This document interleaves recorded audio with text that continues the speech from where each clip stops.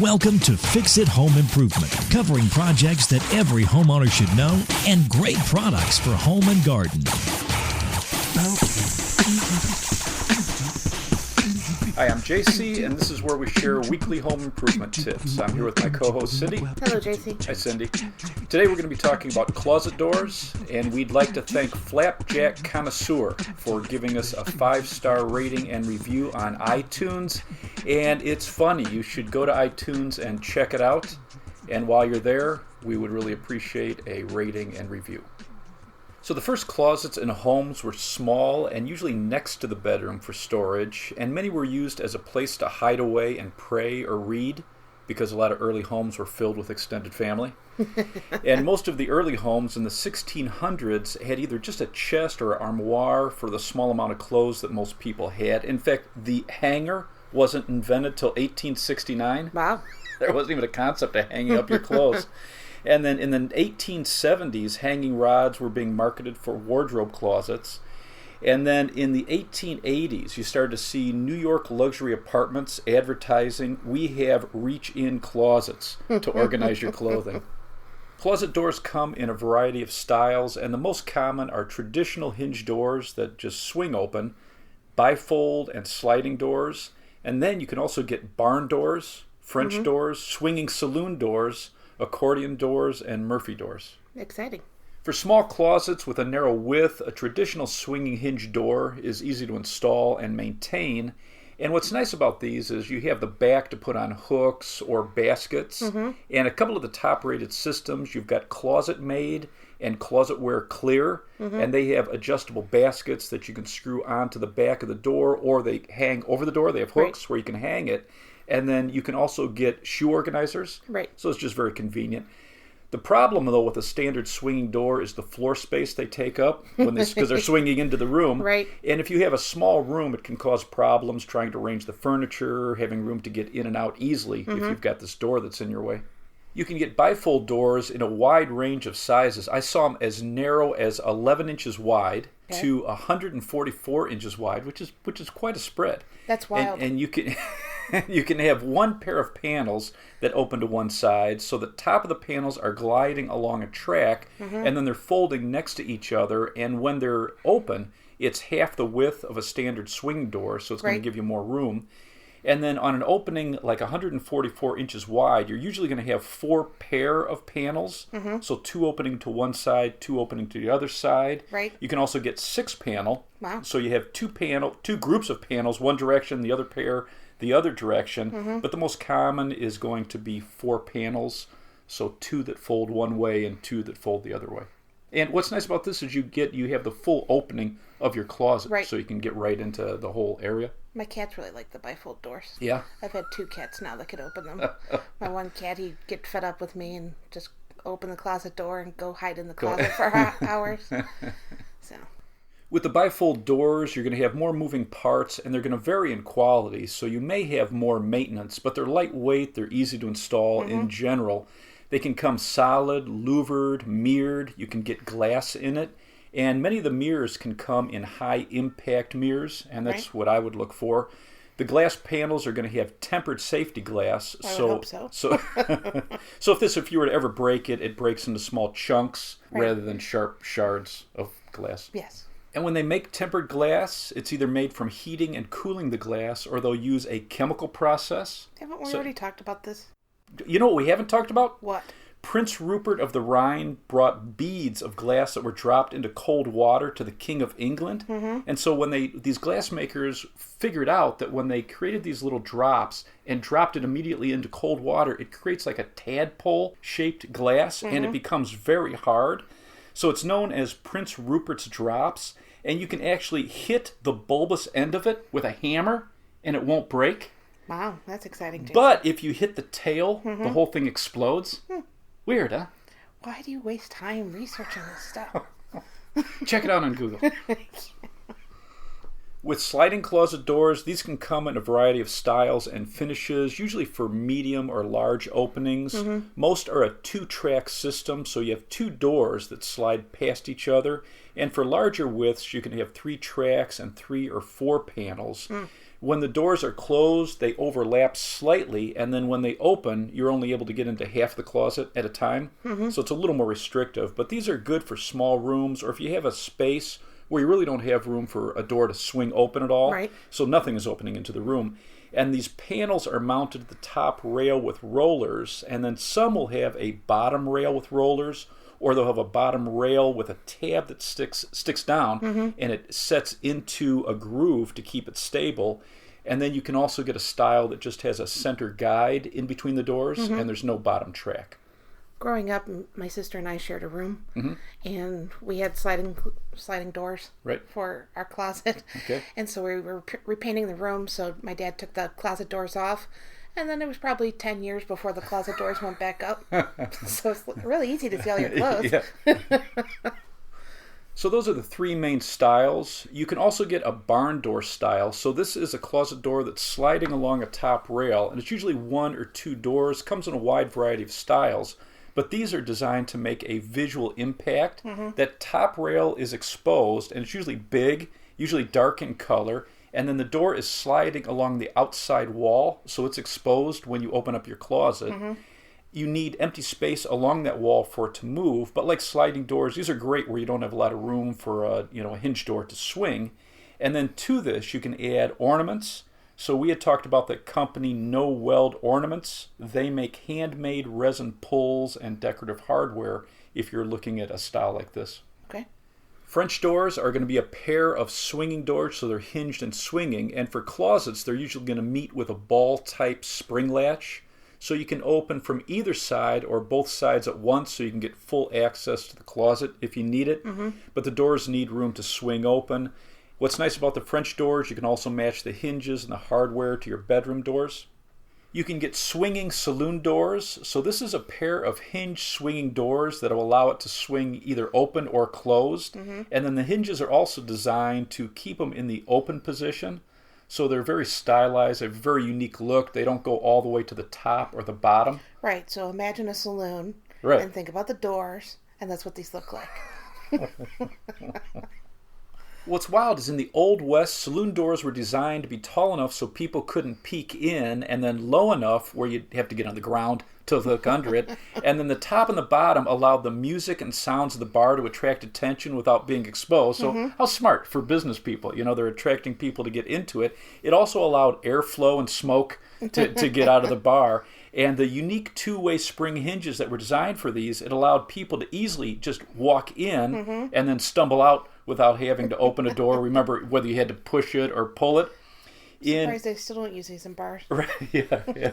So in cold weather, what's interesting is, like in the Midwest, they would actually have swinging doors for the summer, and then they would have a pair of cold weather doors that would fold out on the outside of the building, and that's what they would close during the winter. Yeah, that's probably smart. Keep the snow out. Accordion doors are pleated doors that fold in on themselves, and most are for small or medium-sized openings. They fold back to one side. You can use one or two doors, usually made out of vinyl, and they run on a top rail, and many of these can be trimmed to a final size, and most of these are going to be inexpensive. And then you can get Murphy closet doors, which you should really Google and check these out because they're pretty amazing. I don't have to because you made me look at a lot of videos on that. So they look like a bookshelf or a cabinet or a shelving unit, and this door is hiding either your closet or a room. What's weird is I saw all these styles, and beautiful, looks like bookshelves or a cabinet. But in a bedroom, I don't know why they wouldn't have one that looks like an armoire. And then you could have actually doors on the front of it, and it looks like a cabinet on your wall that then would open to a room behind it. I'm sure people do. Well, if the Murphy Company is listening, I think you should have an armoire style. But you can get a regular swinging style, so it either swings out or swings into the closet. You can get bifold styles or a French door style, and it absolutely looks amazing when it's trimmed out on the wall. And some are designed to be part of a multiple shelving unit, so you can't tell which is the hidden door. And these are great, they say, for panic rooms. Right, because you can get it with a lock on it. Yeah, right. And then it's hidden. Device. Right, yeah, pretty amazing. And they say a lot of professional athletes and politicians use these for a panic room in case of an emergency. Well, everybody should have one of these. They're super cool. I would like one. There you go. In 1911, William Murphy patented his bed that folds up into the wall to save space. Okay. So he designed and built the first one so he could entertain his girlfriend, because he lived in a one-room apartment where he had the bed out in the open. And back then, you weren't allowed to have like a woman in your... I was going to say, wouldn't you want the bed out if you were entertaining your girlfriend? So how he got to get the girlfriend to become his wife is he was able to entertain her, because he designed this hinge and the system where it would fold up and the doors would shut, and it looked like it was just a parlor where he could entertain. And the original Murphy Bed Company is still run by the Murphy family. If you're thinking about purchasing a bifold door, you want to look at the requirements on the specific door. But in general, you're going to measure the width of the opening, and you want to measure it in the top part of it, the middle of that opening, and the bottom. You want to use the smallest measurement. And then for the height, you're going to measure on each side and in the middle of the opening and use the smallest measurement. And the width should be about a half an inch larger than the bifold door size. The height should be about an inch and a half larger. Interesting. To install bifold doors, there's a few different styles, but in general, for most, you're going to have to slide the pivot pin into the top and the bottom of the panels along with the guide for the top track. And it's either going to look like a pin or it's going to have a roller on it. Right. And you're going to tap these into the panels with either a hammer or a rubber mallet. And then on the track for the top of the door, you're going to have to insert brackets that top pivot pin is fitting into. And most are going to also have the spring called a snugger that separates the door. You're going to center the track on the top of the door frame header and screw it into place. I would drill pilot holes first so you don't crack the wood. And you may have to trim to fit your track. I would trim it with a high tension hacksaw. You're going to get the straightest cut. You can use a miter box. And you're going to have two brackets for the bottom pivot pins, and you're going to screw this onto the floor and the jamb. Make sure you're aligning it with the top track. You can measure from the front of the jamb. Some doors are going to have a bottom track. Okay.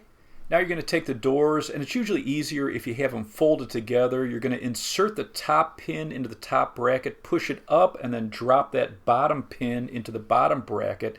And you want it about a half an inch between that panel and the door jamb when you close the panels. You can adjust the top by sliding that bracket along that top track, and it's going to have a set screw or a nut that you loosen so that it can be moved. And then the bottom bracket with that pin, it's either going to have a series of serrated notches so you can lift up the door and drop it into a different notch, or it's going to have a set screw, and then there's going to be a bracket that can move for the bottom. Okay. The bottom pivot pin should also be able to adjust the height by turning them, and then you're going to have a pair of door aligners. So these are screwed into the back panels, and they keep the panels flush with each other. So it's almost like two metal fingers that you screw into the back of the panel about 6 inches off from the ground. And when you close the doors, it's going to keep them perfectly aligned. Okay. And then you're going to add your knobs. To install a sliding closet door, you're going to measure your opening and match the dimensions to your door kit. Most want an overlap of about 2 inches if you have two panels. And there's a bunch of different styles, but the most common kit, you're going to have a top and a bottom track for the panels. If you have carpet, some companies want you to cut out the carpet to allow that bottom track to set on a solid surface. That's interesting. Yeah. And then you're going to measure and cut your top track with a hacksaw. With a sliding closet door, the top track is usually flush with the outside of the frame opening. You're going to screw the top track into place. I would pre-drill. You're going to install the bottom track, and some kits are going to have a center guide that sets in the middle of the doors to keep them in line rather than a full track on the bottom. You're going to install your back door first on the upper track on the back guide, and then tilt that door as you're putting it onto the track. You're going to lift it up, and then if it has rollers or tabs, you're going to line that up on the bottom track. Then you're going to put on your front door. When you close the doors, you're going to line the edge to the frame. So there's going to be a set screw on the rollers. All you have to do is adjust it. Some are going to have adjustments on the bottom rollers. And then you're going to add bumpers to the edge. And designers say, for the best look, as you're entering a room, you want to close the front panel to the side where you enter a room or from the direction that you see the closet so it looks the best. How does that matter? Because if you close it the other way, you see the gap where the doors meet, Whereas if you close the front door to the side where it's most visual, it looks more attractive. Yeah, I don't really think that High matters. design right there, Cindy. Yeah, that's right. A couple troubleshooting tips. If you have a bifold door and that door is getting hung up and not sliding smoothly, it's usually that top roller. So you can open the door and lift it up and out and then remove that top roller and replace it. Most hardware stores are going to have a variety of replacement parts. And the key thing is to check the outside diameter and then the length of it, because there's different sizes. Or just bring it to the store. Yeah, definitely bring it with you, but you want to match that hole size. Right. If your local store doesn't have it or you can't find a local source, Strybuck, it's STRYBUC, or Primeline. You can go online and order parts. So in the hardware store, it's probably going to be by all the rest of the door hardware, so door knobs, that kind of stuff. Right. If the pins are loose, so the hole's opened up and it's not holding the pin, it's moving around a little bit, you can do a couple of different things. If you take your pin and run to the hardware store and see if they have a larger diameter pin, you can get a drill bit that matches that and then now drill that hole larger and then tap in the new pin. Okay. Or if you have the largest size, what you can do is you can get a dowel that's slightly bigger than the opening, get a drill bit that matches that, create a bigger hole, put wood glue in there, pound in that wood dowel, and let that dry. Cut it smooth with the top or bottom of the door, and once that's dry, now you can re-drill the hole and tap in a new pin. Okay. Another problem that I saw a lot with older wood panels is they split in the corners where the holes are drilled for the pins. With this, I would either use a wood epoxy or wood glue and then clamp it, and that's usually going to repair it, or you can use the same technique of drilling up the hole a little bit bigger, put wood glue in there in the whole corner, and then clamp it, let it fully cure, and then re-drill, and that's going to give it a lot of strength in the corner. And then the biggest problem with sliding doors is the rollers usually get dirty and don't roll well, or that bottom track is going to get filled with dirt and debris. I would remove the doors. In your house? In your house, sure. Like if you have an entryway closet and you're putting in your boots are there, you're putting your just coats. Dirty people. You open your door, dirt and stuff flies in. So they get dirty after a few years. So remove the door. You can clean the tracks and the rollers with WD-40 or silicone spray. You can use a penetrating oil. WD-40 has just a wide blend of chemicals that cleans and lubricates. And then once you clean them, you can see whether the doors are jumping off the track.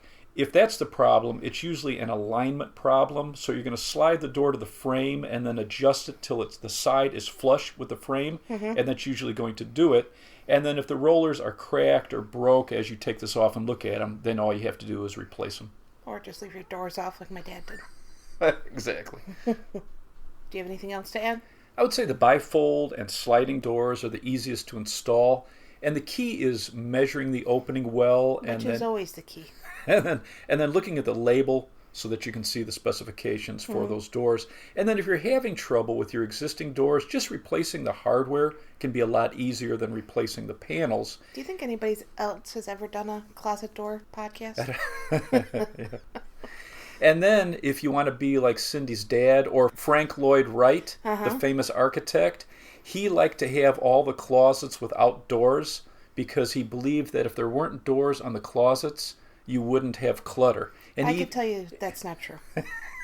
It was funny. He even said that about his garages. He wanted all carports because he felt people just collected too much clutter. So he wanted doors off of everything. Let's wrap this up. You can subscribe to our podcast on iTunes, Stitcher, the Spotify mobile app, the Google Play Music app, and iHeartRadio. If you enjoyed it, please leave us a review. You can check out our home improvement videos on our YouTube channel, Fix It Home Improvement. And you can subscribe to that as well. You can download our books, Home Improvement Solutions, What Every Homeowner Should Know, on Amazon. If you enjoyed it, please leave us a 5-star rating and review. You can email us at fixitpodcast@gmail.com. Thank you for listening. Talk to you next week.